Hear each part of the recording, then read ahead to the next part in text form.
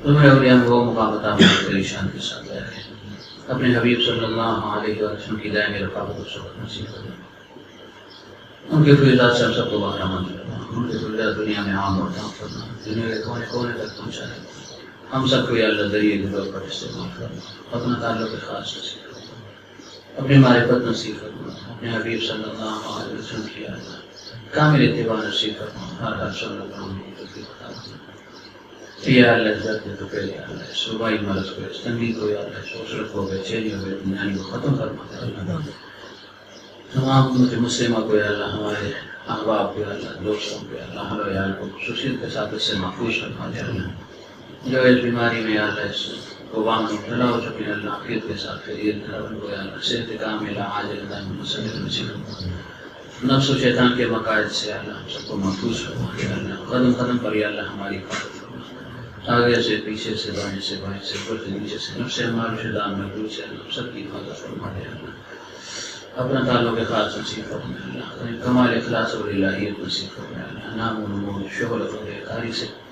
ہم سب کو یا اللہ محفوظ فرما دے صلی اللہ علیہ وسلم محمد و علیہ وسلم